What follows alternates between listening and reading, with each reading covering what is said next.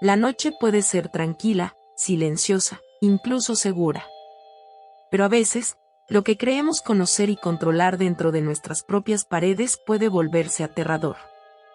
Esta historia está basada en hechos reales y nos muestra cómo el miedo puede esconderse en los lugares más cercanos a nosotros. Una llamada inesperada, un susurro en la oscuridad, y la sensación de no estar nunca realmente sola. Prepárate para adentrarte en una pesadilla que ocurrió en la vida real.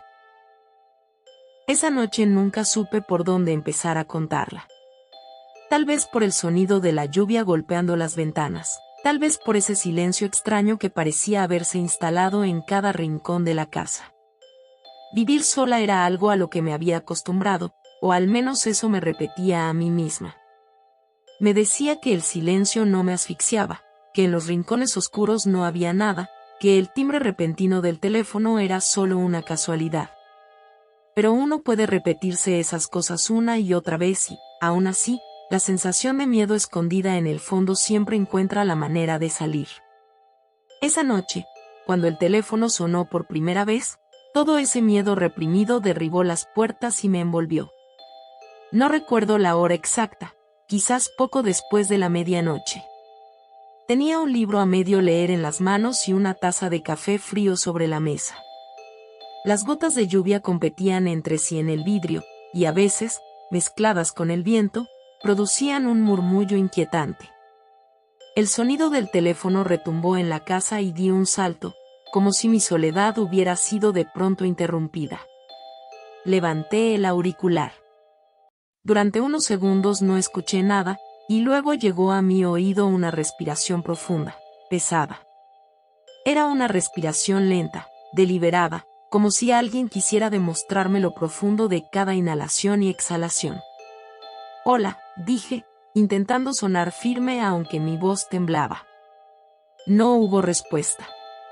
Solo aquella respiración hasta que se cortó la línea. Dentro de mí pensé, número equivocado. Quizás era un niño, quizás alguna broma pesada de un pervertido, pero debía de ser algo de una sola vez. Coloqué el auricular y traté de volver a mi libro, pero las letras se volvieron borrosas. La incomodidad era tan fuerte que las frases no tenían sentido. Encendí un cigarrillo, observando el humo elevarse en la habitación como si eso pudiera calmarme. Ni 20 minutos habían pasado cuando el teléfono sonó otra vez. Esta vez respondí de inmediato, como si temiera que algo peor ocurriera si tardaba demasiado. El mismo sonido, esa respiración. «¿Quién es?», grité, la voz quebrada entre rabia y pánico.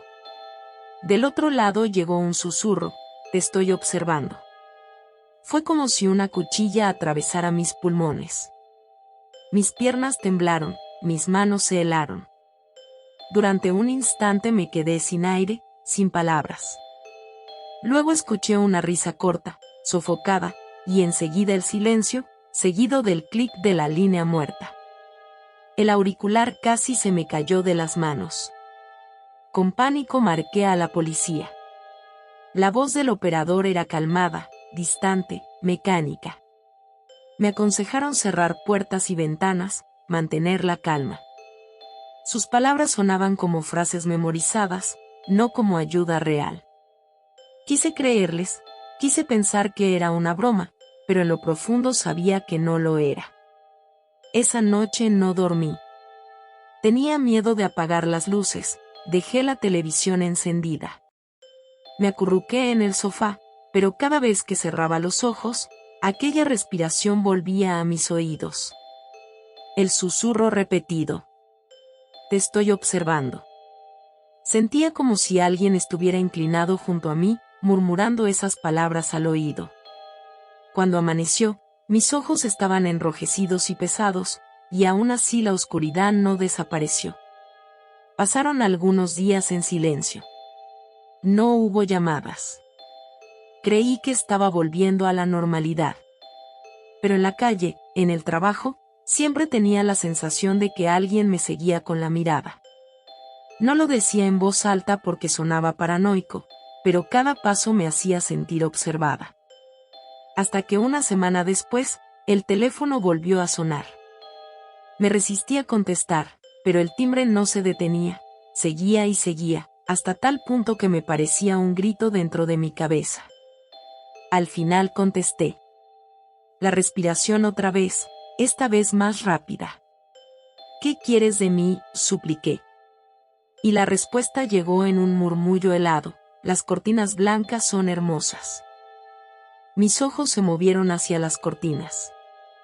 Estaba de pie frente a ellas en ese mismo instante. Silencio, y de nuevo el susurro: tu taza roja sigue en la mesa. Mi mirada se clavó en la mesa, y ahí estaba, mi taza olvidada. Cerré el teléfono de golpe y grité mientras llamaba a la policía. Llegaron rápido, revisaron la casa, pero no encontraron a nadie. Todo estaba cerrado. Ni siquiera miraron el ático, y yo tampoco lo pensé en ese momento. Me dijeron que si las llamadas continuaban intentarían rastrear la línea. Cuando se fueron, quedé sola en la casa y cada rincón me pareció una trampa. Los días siguientes fueron un tormento. El teléfono seguía sonando. A veces solo la respiración, a veces susurros más perturbadores: mírame. Date la vuelta. No duermas. Me levantaba sobresaltada en mitad de la noche, veía sombras bajo la puerta, escuchaba crujidos en las tablas del suelo. Trataba de convencerme de que era mi imaginación, pero no podía. Vivía en una vigilancia constante. Una noche la televisión estaba en silencio durante una pausa de comerciales y el teléfono volvió a sonar. Me cubrí los oídos, decidida a no contestar, pero el timbre no se detenía. Sonaba sin descanso, hasta que no pude más y lo levanté.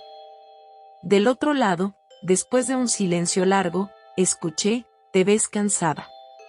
Las lágrimas corrieron por mi cara. Él me veía. Desde algún lugar, dentro de mi casa. Revisé todas las habitaciones, abrí armarios, cajones, hasta los muebles de la cocina. No encontré nada. Pero lo sabía, estaba allí. Volví a llamar a la policía. Esa vez llegaron con más seriedad, se quedaron conmigo a esperar. Cuando el teléfono sonó, dejaron que contestara mientras rastreaban la llamada. Vi cómo sus rostros cambiaban al escuchar el resultado. Se miraron entre ellos, incrédulos, y uno de ellos se inclinó hacia mí y murmuró: las llamadas vienen desde dentro de la casa. Cuando uno de los policías me dijo la verdad, sentí que el suelo desaparecía bajo mis pies. Desde dentro de la casa, repetía mi cabeza, intentando procesarlo. Cada timbre que había contestado, cada respiración que había escuchado, la persona estaba muy cerca, quizás a pocos pasos de mí. Mi cuerpo se congeló, mis piernas temblaron y me agarré a la mesa para no caer. Los policías empezaron a recorrer la casa rápidamente, revisando cada habitación, el baño, la cocina. Todo era familiar para mí, ya lo había inspeccionado antes. No encontraron nada. Sin embargo, mi mente no podía dejar de pensar en un lugar que había ignorado hasta entonces: el ático. Nunca había subido allí desde que me mudé, solo lo veía como un trastero polvoriento con cajas viejas. Pero ahora, esa oscuridad tenía otro significado. Uno de los oficiales encontró la escalera y la desplegó. Sentí que toda mi sangre se congelaba. La oscuridad que emanaba desde arriba era como un aliento pesado, cerrando mi garganta. Los escalones crujían bajo sus pies, y el polvo caía en pequeñas nubes. Uno de ellos subió lentamente, moviendo la linterna de un lado a otro, mientras yo permanecía unos pasos atrás, con el corazón latiéndome a 1000 por hora. De repente, un leve ruido hizo que todos se detuvieran. Era un sonido muy sutil, pero inconfundible: alguien se movía entre las sombras. ¿Quién está ahí?, gritó el policía. Una sombra apareció. Al principio no podía creer lo que veía. Entre las cajas y los periódicos viejos, se distinguía una silueta humana. Los oficiales gritaron: y yo retrocedí, aterrorizada. Todo pasó muy rápido. 2 policías subieron y se escuchó un forcejeo, golpes de objetos cayendo, y luego uno de ellos gritó, «Lo tenemos». Mi corazón estaba a punto de estallar. Cuando bajaron al hombre por las escaleras, mis piernas cedieron. Había estado escondido en mi casa durante días, tal vez semanas. Lo imaginé durmiendo entre las cajas, observándome mientras dormía, duchaba, cocinaba. Y esas llamadas, esa respiración que escuchaba al teléfono, todo eso tenía sentido ahora. Me había acechado, me había espiado en mi propio hogar. Lo vi a través de los ojos de los policías, su cabello despeinado, la barba sucia, los ojos abiertos con una locura fría. Sonrió, una sonrisa que jamás podré olvidar. Sus labios se movieron, murmurando algo que no pude entender. Los policías lo arrastraron fuera, y yo me quedé paralizada. Mi casa ya no se sentía como mía. Cada sombra, cada rincón, me recordaba que él había estado allí. Pensé en el ático, en cómo había vivido entre mis cosas, en cómo probablemente había susurrado mientras yo dormía. Imaginé sus manos tocando mis pertenencias, sus ojos siguiendo cada movimiento. Esa obsesión se había convertido en mi pesadilla diaria.